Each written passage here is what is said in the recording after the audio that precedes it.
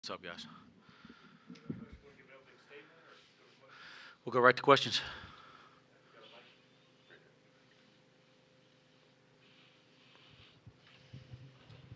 It's your third crosstown shootout.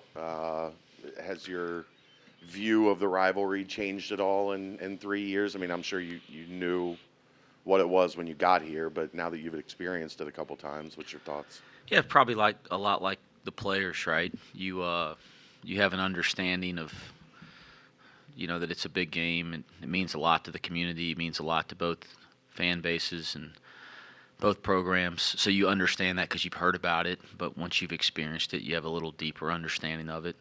So probably a lot like guys that have been in the program for 2, 3, 4 years are going to have a more of an understanding of what it is because they've experienced it, and then guys that are first year players. How much do you lean on the returning guys to let the younger guys or the new guys, whatever, the transfers or whatever, know kind of what this is about? Yeah, I think I think it's a couple things. Like I've always said, I'm not going to be shy about it. We all, as kids and competitors, dream about playing in big games. So, there's no coach speak here. You dream about playing in big games, and this is a big game because it means a lot, and two great programs, and there's a history to it, and so that's pretty neat. But how you go about approaching big games is the same stuff you do every day.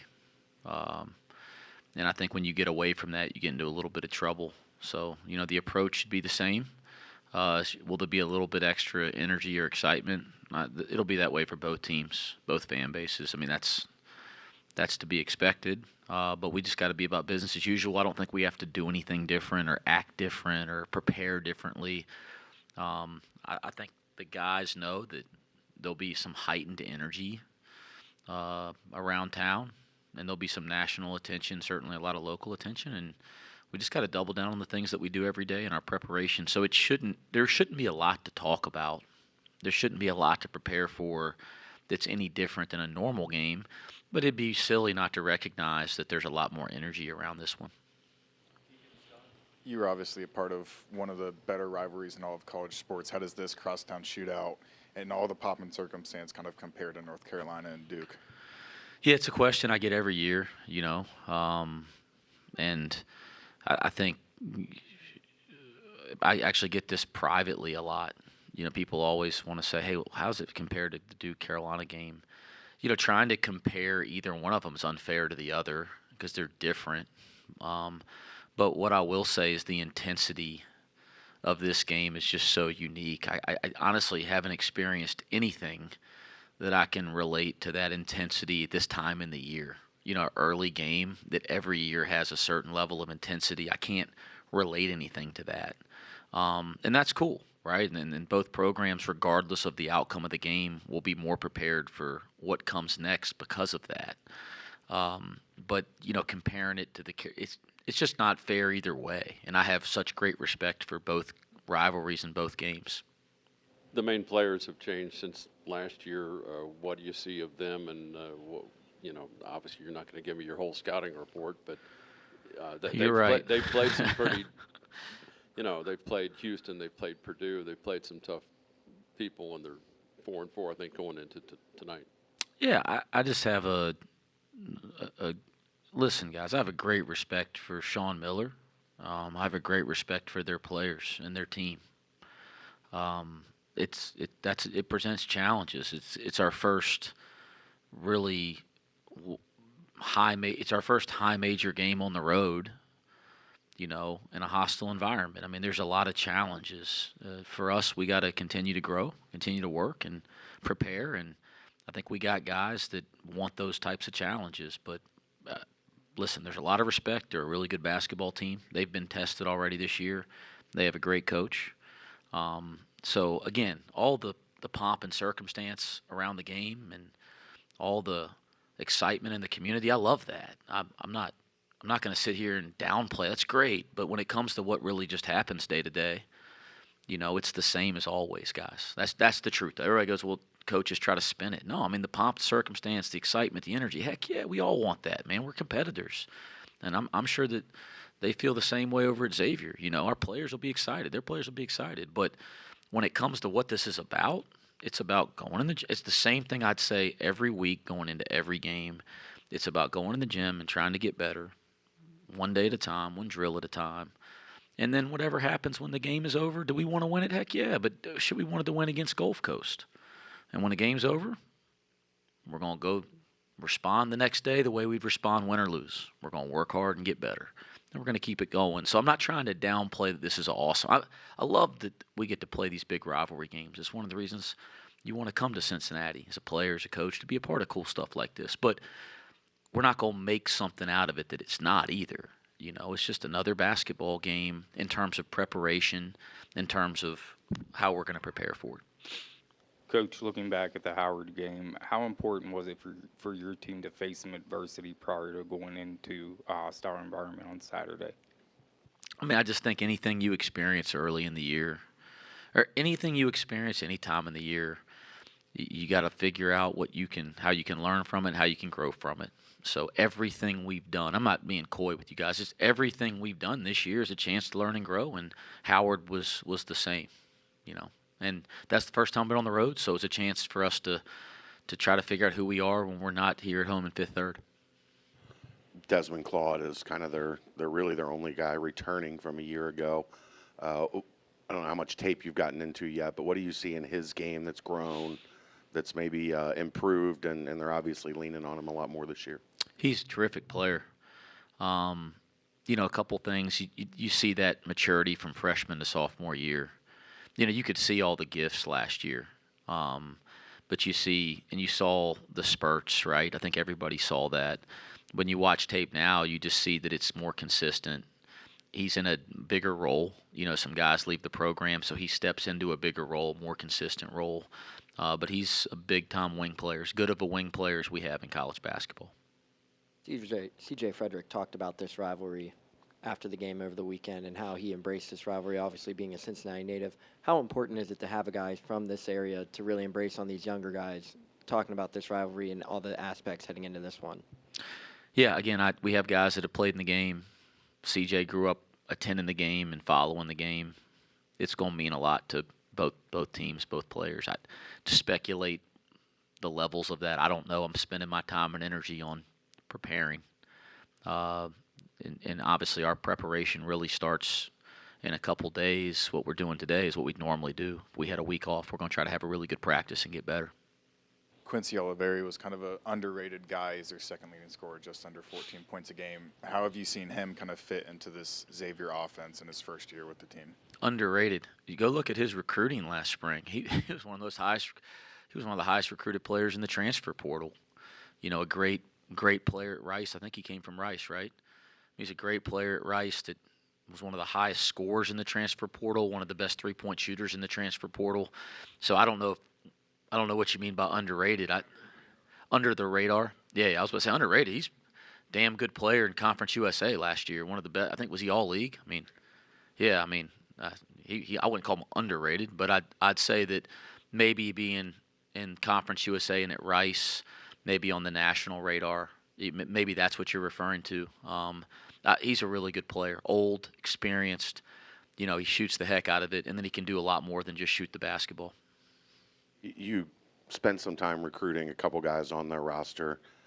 Does that help at all when you get into this, that you have some familiarity with a couple guys that are playing key roles for them? Yeah, I don't know. Maybe. I don't know. I think maybe when you start the scouting report, it's a little different than when you play a game where you're learning those players for the first time. Maybe the learning curve for the coaching staff's a little quicker. I don't know. I've never thought deeply about it, but yeah, we're aware of a lot of these guys. We tried to recruit a lot of their guys. I have a lot of respect for a lot of their players, and some of the ones that I got to know in the recruiting process, they're great kids. So yeah, there's a familiarity that is probably different when you play other high major schools, because there's only so many high-level players in recruiting. You know that. So generally when you're playing other high major schools, you're familiar with the players because you cross-pass in recruiting. That's not unique to the Xavier game. That would be probably almost any high major game you play. Is there any change in Simas Lukosius' status heading into practice today? I don't know. Well, we were on the court yesterday, but it was more of like an active recovery day, and because of what he's dealing with, we didn't even try to get him going. We gave him the day off. With a couple other guys, we got a lot of work done in film, and they got to lift with Coach Rayfelt, and then some of the guys got out and got some work done, and some of the guys we gave the day off to. So we didn't get to test him yesterday. So I imagine we got the best trainer I've ever been around. I mean, he's incredible, Bob Mangine. And generally with this kind of stuff, guys, I'm pretty spoiled as a coach because I don't have to worry a lot about it. Bob will tell me what the deal is when we start practice today. He'll give me another report at the end of practice, and we'll kind of take it from there. Football tends to, for big games, they'll pipe in noise. They'll do a bunch of stuff. They'll play theme songs. Is that anything that ever happens in basketball to try to recreate Cintas Center? You bring in a section of kids to cuss at you, anything like that? I don't know what happens in college basketball at other places. I can only speak to what we do, but no, we don't. There's no tricks. There's no tricks. We know it'll be a loud environment. I've experienced it once before. For this game, it's as loud of environment as I've played in, and I felt the same way here at Fifth Third last year. I mean, when this game, you got two arenas that have great support night in, night out, and then this game it gets heightened. So I've only been to a game there when we played there. It's the only time I've been in there for a Xavier game, and it was as loud as any environment I've played in. There's no tricks to prepare for that, but the stuff you do every day, you're trying to prepare for, being in hostile environments. And by the way, this won't be the only hostile environment we're in this year. I mean, look ahead at our schedule and look at the league we're playing in. So that's been something we've emphasized from the summer, is just preparing for being in environments on the road. But this will just be the first time we've actually experienced it. To follow up on that, Wes, how difficult is it just fundamentally to win a road rivalry game? I don't know. I don't know how to answer that question, to be completely honest. I think, anytime you play against great teams, anywhere, you can play them in the playground. You play against great teams that are well coached. You got to rely on the things that you do every day. You got to rely on the habits that you build every day. You don't win or lose games the day the game's played. You win or lose games by the work you do day in and day out. So, I love the energy behind this game. I've told y'all I'm never going to shy away from that. But it's not like this week determines who wins the game, right? And sometimes things happen in games that you can't control. But it's the stuff you do every single day to prepare to be in big games. And this will be one of a ton of big games that we're in this year at Cincinnati.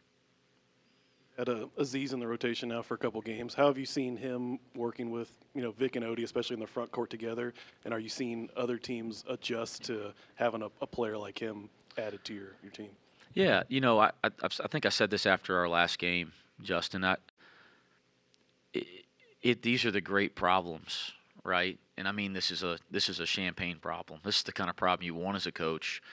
But you add a guy like Aziz, who's a major impact player, into a team after 4 games have already been played, and 2, games that didn't count in the preseason. So 6 competitions against different opponents. And when you're going through the preseason, those competitions, you're going through the first couple games of the year, especially with all the new faces we have, you're trying to figure things out, right? You're trying to figure out your rotations. You're trying to figure out your best lineups. You're trying to figure out the things to do or adjust offensively and defensively with those rotations and those best. We're trying to find our rhythm as a team. I think everybody can understand that, especially with all these new faces. You throw Aziz into the mix, who's a major impact player, who's extremely different than our other players, right? It's almost like you're starting that process over again in certain ways. And I like that problem. This is not a coach complaining, but what I'm trying to say is it's going to take us a little bit of time, because it's going to take us a time to figure out how he best fits into all this, how we best utilize his strengths, and then that has a collective effect on everybody else too. How does that impact the other guys on the floor? How does it impact their strengths? And, again, when you do that with a player at his stature, after you've already played 6 competitions, it does take a little time. We'll know a lot more about the best ways for this team to play and interact in January.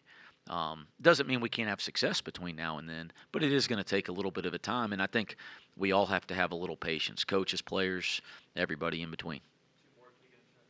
You've had 7 games with Coach Loeffler on your bench now. What's it kind of been like seeing how he manages the game with that addition with the head coach?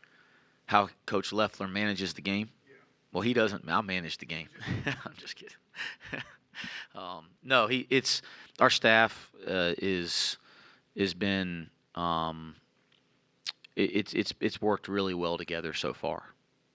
This staff has functioned at a much higher level, and that has nothing to do with pieces in the past. It's like any team that's functioning at a high level.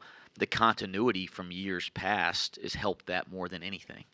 So is Coach Loeffler seem to fit in well and find a good role? Yes.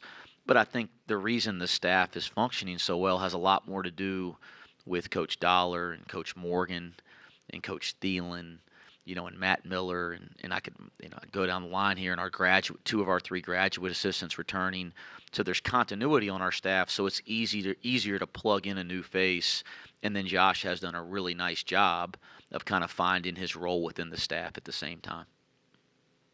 The big story of these games recently has been Xavier getting up big early and then kind of being able to hold off. Is there anything you do to kind of get your team ready for that initial surge? That first 4 to 6 minutes where, especially in their gym, it's going to be. Yeah, again, I love all the interest in trying to break down every aspect of it. Again, I know I love it. I mean, keep doing it, but I don't have any great answers here. No, I haven't gone back and looked at recent trends in the game. I'm not going to. We're gonna prepare for this game the way we prepare for all of them, and we always try to win the first 4 minutes. We're gonna sit in every timeout this year and talk about a 4-minute game, and I believe there's 10 of them over the course of the game. Is my math pretty good there? I'm no math guy, okay? There's 10 of them. So we're going to talk about all 10 of those 4-minute games. It won't be any different for this one than it was for Florida Gulf Coast on Sunday. Yeah, thanks.